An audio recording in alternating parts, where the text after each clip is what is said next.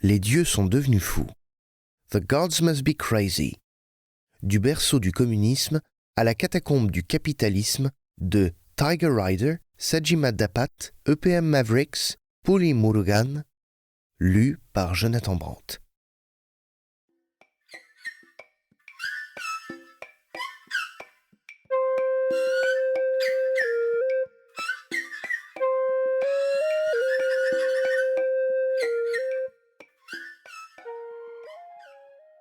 L'homonyme de ce livre tire son titre du film humoristique de 1980, The Gods Must Be Crazy, dans lequel une bouteille de Coca-Cola vide tombe d'un avion sur une communauté de bushmen africains.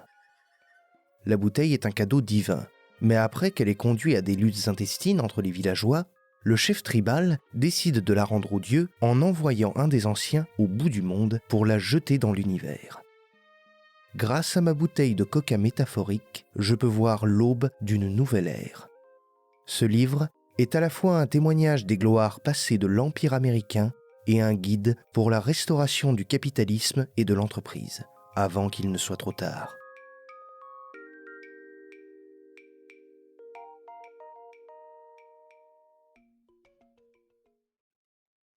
Prière pour revivre l'époque de Roosevelt. Ils arrivèrent ensuite à Jérusalem. Jésus entra dans le temple et se mit à chasser ceux qui vendaient ou qui achetaient à cet endroit. Il renversa les tables des changeurs d'argent et les sièges des vendeurs de pigeons, et il ne laissait personne transporter un objet à travers le temple. Puis il leur enseigna ceci. Dans les Écritures, Dieu déclare « On appellera ma maison, maison de prière pour tous les peuples. » Mais vous, ajouta-t-il, vous en avez fait une caverne de voleurs. Les chefs des prêtres et les maîtres de la loi apprirent cela, et ils cherchaient un moyen de faire mourir Jésus. En effet, ils avaient peur de lui, parce que toute la foule était impressionnée par son enseignement. L'Évangile selon saint Marc, paragraphe 11, versets 15-18. S'il n'y a pas de sécurité chez nous, il ne peut y avoir de paix durable dans le monde. Franklin Delano Roosevelt.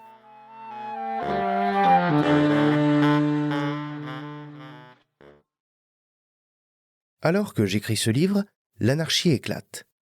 Une guerre civile se déroule juste devant ma maison, au cœur de Chicago. Extrait d'un appel enregistré du conseil municipal de Chicago. C'est une zone de guerre virtuelle, où les membres de gangs armés d'AK-47 menaçaient de tirer sur des Noirs. Ils tirent sur la police. Pendant ce temps, dans le bureau du maire, la discussion du conseil municipal, qui a été enregistrée et portait sur la stratégie destinée à résoudre le problème, a dégénéré en un match de cris blasphématoires qui rappelle la République bananière de Chirac. Combine les mots Chicago et Irak, utilisés pour faire référence à certains quartiers violents de la ville, les comparant à une zone de guerre. Je me demande ce que l'avenir nous réserve et s'il va falloir barricader ma maison centenaire. Même l'une des tours d'ivoire les plus exquises et emblématiques au monde, le dernier siège social de Britannica, protégé par une milice privée, semble être dangereuse. J'ai pris l'engagement du One Shared World, celui d'être un défenseur et une sauvegarde, non seulement pour mes bien-aimés États-Unis, mais pour l'humanité en général. Je crois qu'il est de ma responsabilité morale d'éduquer les autres à une infrastructure prédictive, préventive et réactive qui pourrait nous protéger des menaces existentielles communes. Présentation du livre. La montée imminente de l'Empire du Milieu. L'aube de l'Empire du Milieu. Notre empire est en danger, et l'existence de ces entreprises est menacée avec lui. Si nous ne jouons pas nos cartes correctement, le prochain empire vorace, l'Empire du Milieu, enverra bientôt ses garçons de course pour collecter les factures des États-Unis et celles de plus d'une centaine d'autres pays qu'il a colonisés financièrement depuis le tsunami économique de 2008. Les dieux sont tombés sur la tête. Dans la première section du livre, je raconte mon parcours du combattant à travers les champs déformés de la réalité, du berceau du communisme en Orient aux catacombes du capitalisme en Occident. Ceci est dépeint dans le contexte du livre de Hernando de Soto. Le mystère du capital, pourquoi le capitalisme triomphe en Occident et échoue partout ailleurs. Une proposition pour revivre l'époque de Roosevelt. Dans la deuxième partie du livre, j'adapte la nouvelle normalité du point de vue de la perspective de l'Empire à l'entreprise pour expliquer comment nous sauver du Quatrième Reich qui est devenu imminent.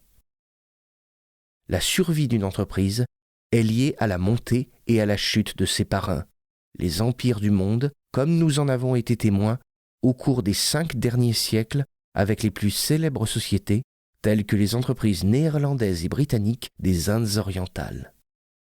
Je creuse la tombe de la fondation du capitalisme et vous soumets ma prescription pour ramener le bon vieux New Deal de Roosevelt et nous épargner le Quatrième Reich. Je défends mon hypothèse selon laquelle beaucoup d'entreprises sont une bande de grenouilles d'ingénierie financière, accros à la dette, pataugeant dans la poudre de perlimpinpin. Lorsque la marée va descendre, beaucoup de ces entreprises vont remettre leur destin sordide aux mains des vautours de la propriété intellectuelle, pays, telle la Chine, comme l'illustre le tableau ci-dessous. L'aube de l'Empire du Milieu.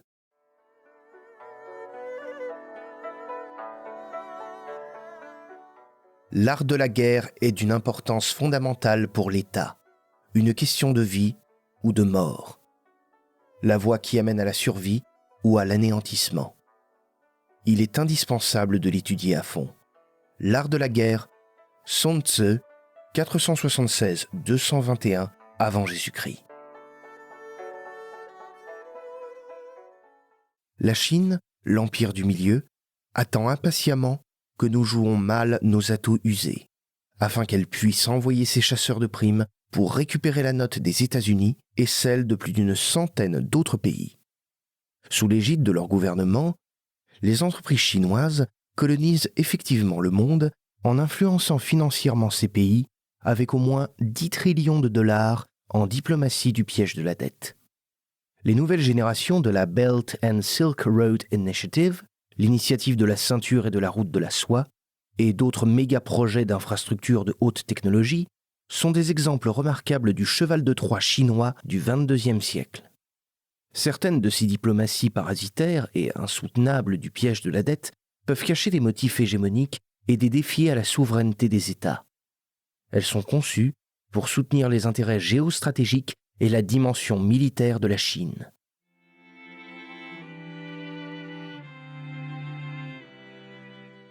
Par rapport au statut prééminent de la Chine dans le commerce mondial, son rôle dans la finance mondiale est mal compris. Entre 1949 et 2017, les exportations de capitaux chinois constituent une nouvelle base de données de 5000 prêts et dons à plus de 150 pays. Nous constatons que 50% des prêts de la Chine aux pays en voie de développement ne sont pas déclarés au FMI ou à la Banque mondiale. Ces dettes cachées faussent la surveillance des politiques, la tarification des risques et les analyses de la viabilité de la dette. Du fait que les prêts de la Chine à l'étranger sont presque entièrement officiels, contrôlés par l'État, les facteurs habituels de push and pull des flux transfrontaliers privés ne s'appliquent pas de la même façon. Institut de Kiel pour l'économie mondiale 2020.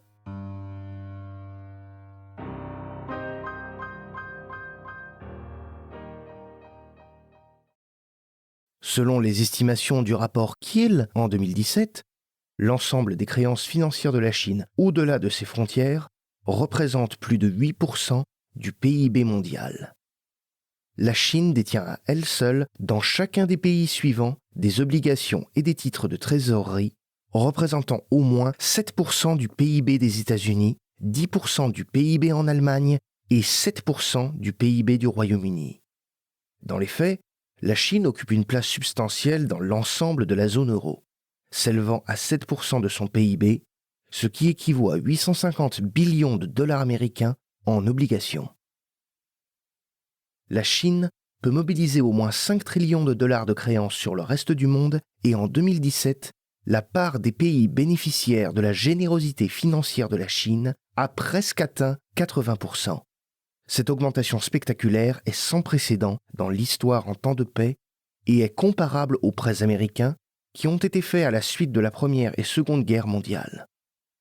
Malheureusement, ces chiffres conservateurs de 2017 sont désormais obsolètes, surtout compte tenu de la situation économique mondiale frappée par la pandémie de Covid-19. L'incidence de cette dernière sur l'accélération des prêts et des placements chinois ne peut se prédire. Nous ne pouvons qu'attendre et voir ce qui se passera. Il fut un temps où les institutions américaines, comme le FMI et la Banque mondiale, étaient les grands prêteurs du monde. La méthode de prêt, pratiquée en toute transparence, avait un certain niveau de clarté, d'éthique et de professionnalisme qui lui était attaché. Cela primait lors des négociations avec les gouvernements corrompus et les milices des pays aux ressources maudites. Les États membres de l'Organisation de coopération et de développement économique, OCDE, au sein du Club de Paris, et d'autres institutions réputées comme le FMI et la Banque mondiale, prêtent de l'argent de façon plus attentive, à des conditions privilégiées sur le long terme. Bon nombre des prêts du Club de Paris prennent la forme d'aides publiques au développement, telles que définies par l'OCDE, et comportent une part de dons d'au moins 25%.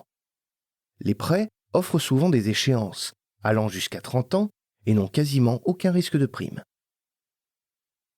Il est également largement admis que la Chine, avec des organes de gouvernement et des milices moins éthiques, de pays déjà aux prises d'un manque de ressources financières. En outre, les banques d'État chinoises distribuent généralement l'argent directement à un entrepreneur chinois responsable du projet, plutôt qu'au gouvernement bénéficiaire. Cela permet de garder le cercle fermé. Utiliser des entreprises chinoises et des matériaux chinois, assurant ainsi un avantage plus important à la Chine qu'aux pays hôtes. Ces tactiques sournoises et en cercle fermé sont une forme de diplomatie du piège de la dette qui peut rapidement saisir la propriété des actifs. C'est un cheval de Troie pour la Chine, qui gagne de l'influence et peut donc profiter de la colonisation financière, mais laisse aux contribuables du pays hôte la responsabilité de payer la facture pour ces générations à venir. Les 50 pays bénéficiaires les plus endettés doivent maintenant, en moyenne, rembourser à la Chine près de 40% de leur dette extérieure déclarée. Les prêts officiels chinois sont contrôlés par le Parti communiste, alias le gouvernement.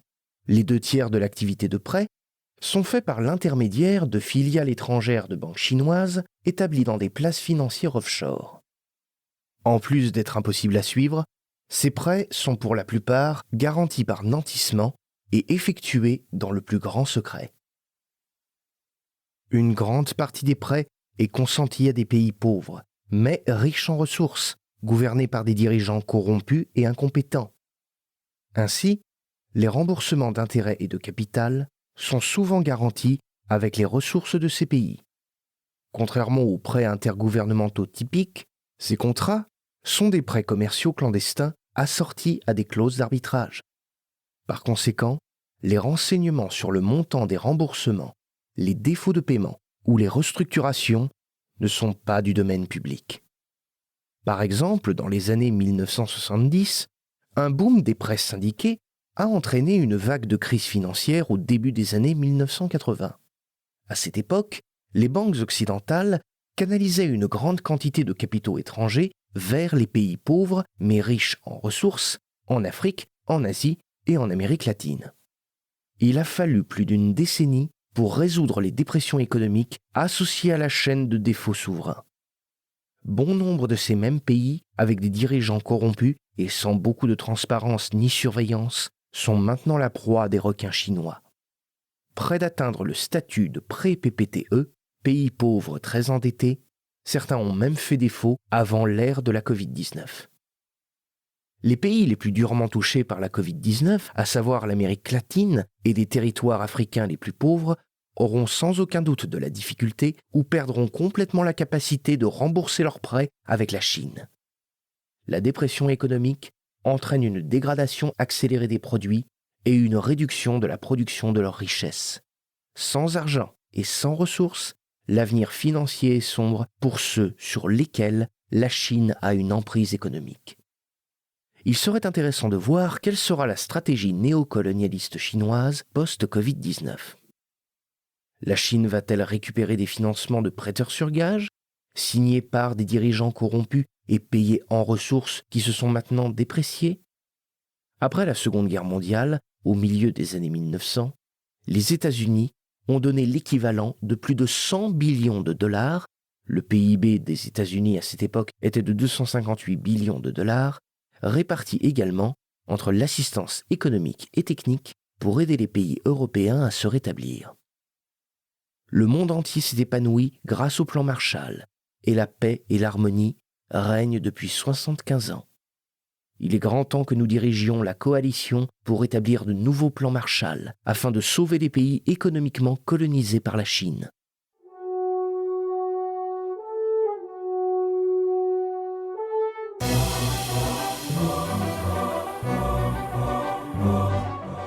Peu importe que le chat soit gris ou noir, pourvu qu'il attrape des souris.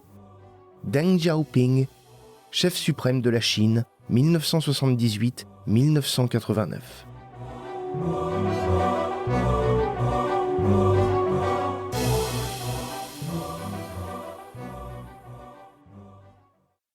La colonisation numérique. Depuis 75 ans, les entreprises technologiques américaines contrôlent une part importante de l'infrastructure économique mondiale. Cependant, la Chine étend son initiative de la ceinture et la route, Belt and Road, BRI, à sa route de la soie digitale, Digital Silk Road, DSR. La Chine a signé des accords spécifiques à sa DSR avec de nombreux pays, et ces projets d'infrastructure sont une subversion, permettant à Pékin de renforcer son influence. Nous espérons que vous avez apprécié cet aperçu. Pour continuer à écouter ce livre audio sur Google Play Livres, utilisez le lien dans la description de la vidéo.